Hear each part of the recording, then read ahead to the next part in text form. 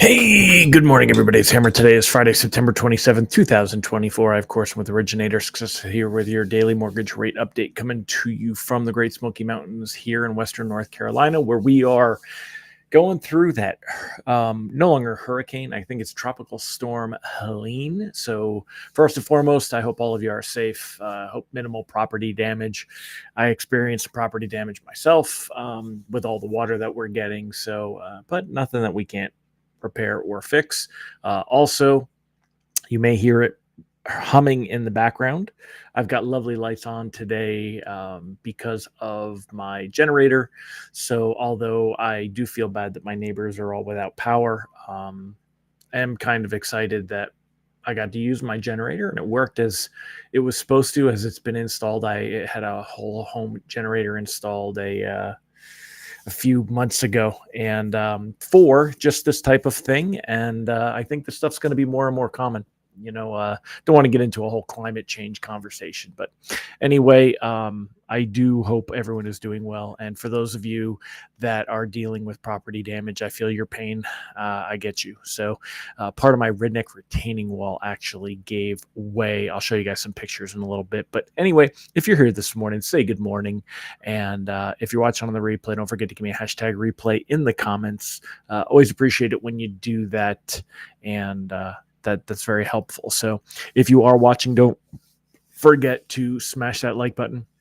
Maybe tag an LO friend or share us in a group if you are on Facebook. If you're on YouTube, don't forget to click that thumbs up. Make sure you do leave a comment, even if it's just hashtag replay. I see a bunch of streams going through these days, but nobody's necessarily commenting. I'd like to build that. So for the algorithm, I need your help with that. And again, we're here for you. So real quick, if you'd like to get a free email lock advice to your inbox each and every weekday morning, you can sign up for that at www.ratelockadvice.com or use this cool QR code over here. If you would like to sign up for our text alerts, you can do so at www.ratetextalerts.com or use this cool QR code. You can get a text message reminder what's going on. If you just like a reminder that that we are here for you, go ahead and or if you'd like a reminder that we're going live, you can go ahead and sign up for that, hmmr.io/reminder. And if you'd like to get loans from Google and social media, check us out at originatorssuccess.com. So anyway, I'm a little out of sorts this morning because of the weather. I don't want to go into detail, but can't get a hold of one of my kids that are that's what you don't realize, just how we're so used to being instantly connected. It's very unnerving to not be able to get a hold of anybody. So anyway, appreciate all of you here. And let's go through and say hi to all the live folks who got here this morning. If you are here this morning, make sure you say good morning.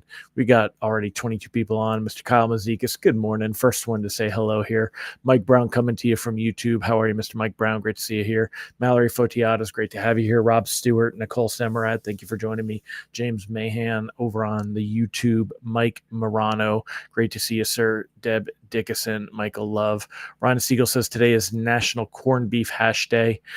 So, yeah, it sounds pretty yummy. Megan Lindbergh, good morning. Kenny Rivard, Thomas Sloan, Monica Dinkins, Angela Walters, Julie Lawrence, Tom Stafford.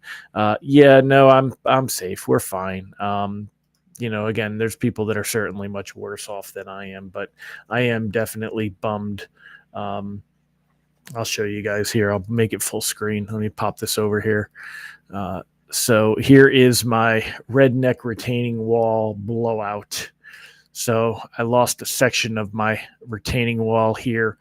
And not only is it the losing the retaining wall, but it's also the ego of it. I was pretty proud of this marvel. I did not think that we would have an issue here. But I did see some of the things I did wrong on this particular section, and hydrostatic pressure is no joke. That's why you got to pay for engineering. So Julie said, "Power's out. Your kid probably didn't charge your phone." No, they did. It's the cell towers are out. We're having tremendous amounts of rain and flooding because in the mountains the rain hits and all goes down and floods all the rivers. So we have a lot of flooding, and they're down in the valley. So they're getting a lot of water right now, and the cell towers are probably overwhelmed or out. That's the big thing. There's a lot of power outages. Their internet is out. So, but they were going to go somewhere. They were going to go to Charleston, and hopefully they're smart enough to stay put. I know my son didn't want to go, but I know his fiance was pushing to drive, and I don't think he will though. So anyway, let's stay focused though. I'm gonna just go ahead and let's get into what's going on with the markets and all that. This morning, because obviously I'm just a little out of sorts here. So we do have a good news. Mortgage-backed securities up 11 basis points. 10-year Treasury yield falling back down. Yesterday, the 10-year closed at 3.8, basically 3.796. Which, if you round it, would be 3.8. Also, you see that it broke the 100-day moving. The 25-day moving average technical support. This blue line here. We had back here on Tuesday, we had started the day above it, but green on a yield means we were below it. So we actually ended the day below it on Tuesday. Wednesday, we were above it. Yesterday, we were above it. And I said I wasn't panicking because of the jobs data coming next week. Today, we're still above it, 3.76. It's at 3.75. But we could see improvement enough to actually pop us below. That would be a nice sign. Even if we don't, I'm not necessarily panicking. What would happen arguably now, if we didn't have the jobs data coming next week, you would say that this is now a resistance level and bonds would have to work to break below it after being above it for a couple of days. Our next support level would be this 50-day moving average, as well as you could, if we go back further, you could see that there's a previous high here of like 3.91, and then this is at 3.87. So you could argue that somewhere around here we would be having some more support, but I do think we're going to see the 10-year break back below this and move back into a proper trend. Same thing over here. If you look at mortgage-backed securities, you can see that we've seen just such a nice trend up.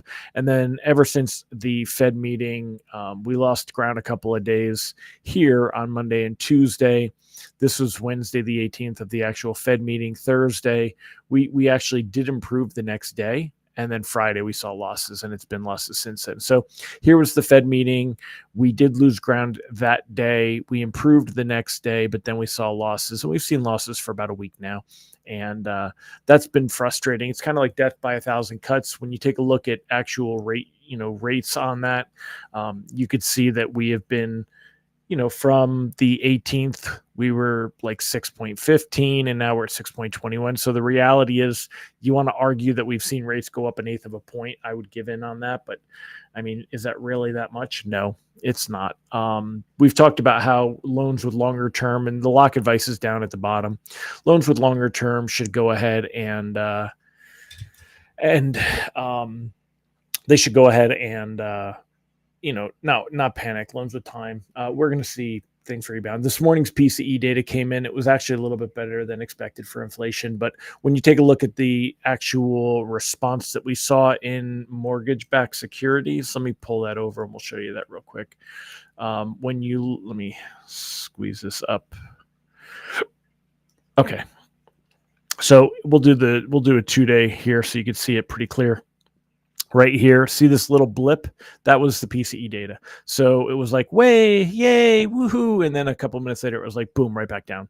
But we have seen slight improvement on the day. Little dip right here, but we are seeing improvement. And yesterday, it's important to note too, I wrote all these things and I didn't bother to haven't shared them yet. Again, I'm definitely out of sorts today. I apologize. So quick recap. Let's talk about what happened yesterday. Let me move this up above so we can there you go. So we can see this. So take a look yesterday. I'm going to put this back on the 5-day. I want to show you guys. We're going to put this on the 5-day. So when you see yesterday what happened, we started out with a nice overnight trade. We saw like a rebound, but then it very quickly, as we opened up domestic markets, we lost that. And then they got even worse on the day. And we saw this downward trend continuing yesterday. But in the middle afternoon, go back to the 2-day now, in the middle of the afternoon, you could see that we actually improved and then held that through the day. And that's a good sign. That gave me a little bit of hope. And it did. I mean, I think like some of the usual suspects repriced worse. Right now, you'll see that UWM reprices very quickly, kind of like Provident. Cross Country Mortgage, I've seen repricing quite a bit.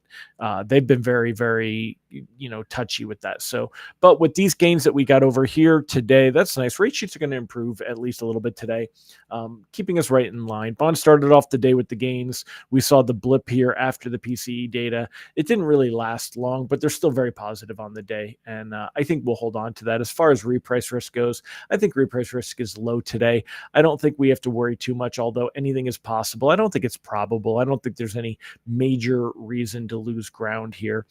As far as the outlook goes, rates have stubbornly been holding steady, worsening slightly, just a little bit here. They will creep lower again, not if, but when. Hopefully next week. We've got a lot of data coming out. So you got JOLTS data next week. Of course, ADP data, a little less of a big deal, or a lot less of a big deal. We'll get another jobless claims, which has been given some movement on Thursdays. But then, of course, the BLS jobs data on Friday, the big deal. We did not see a strong reaction last time around, but I think we'll see a stronger reaction this time. Taking a look here, we're still a coin flip. You can see there's a little less of a enthusiasm that we'll see a half point cut in November. Markets are almost at a pure coin flip now for either a quarter point, which is this right-hand column, or a half a point, which is the left-hand column, rate cut in November. If we see very weak jobs data, that will help this column drop. Markets will expect more of a half point cut again. I don't know that we'll see a half point cut. What do you guys think? Let me know in the comments what you guys think. As far as where we end up and end the month or end the year in December, right now we're at what the heck are we right now? 5.25. So we were at 5.25. So now we're at 4.75 because we lost a half a point, right? So we're at 4.75. This is 2 quarter point cuts would bring us to 4.25. There's about a 25% probability of that, according to markets. Markets believe we're still going to get 150 basis point cut and then another quarter point cut. So markets believe it's either going to be in November based on what we're seeing here, or that if they don't do it in November, they would do it in December. And that would bring us down to 4.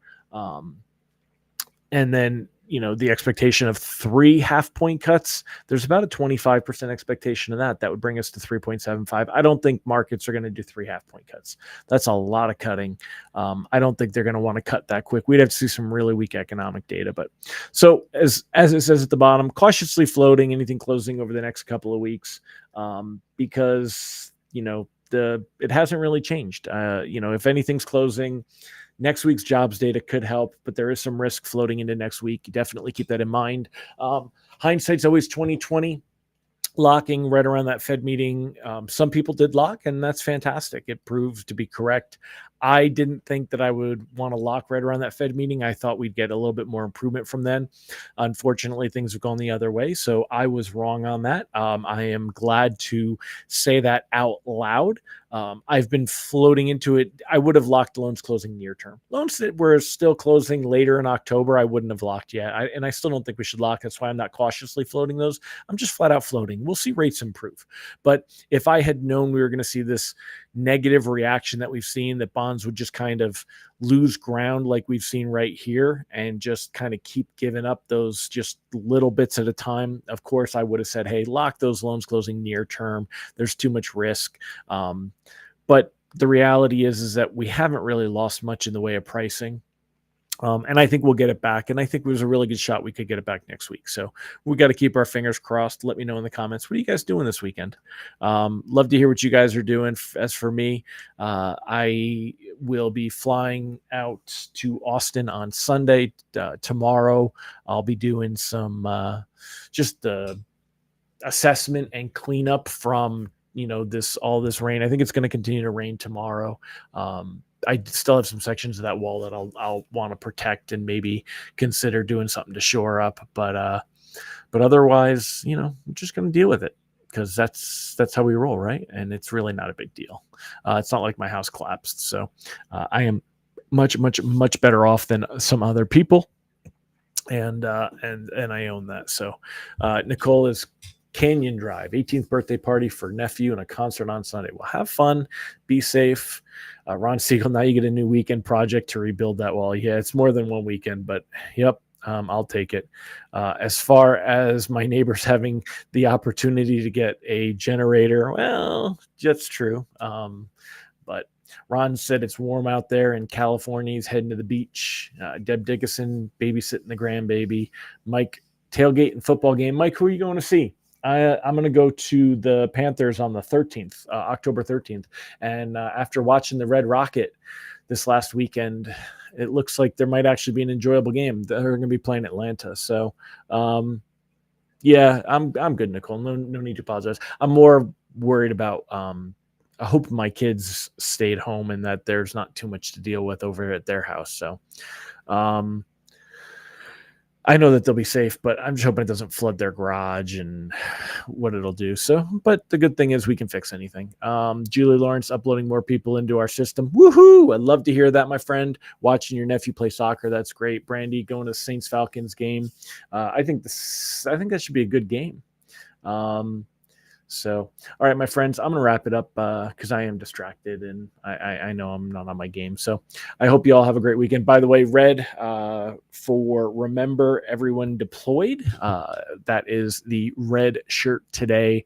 Shout out to my friends in St. Louis over at the Michael Fisher and the VA Council, and everything that they're doing out there. So congrats, and great to see the professionals out there making themselves better. So, all right, my friends, I'm out of here. Y'all have a great one. Take care. Bye-bye.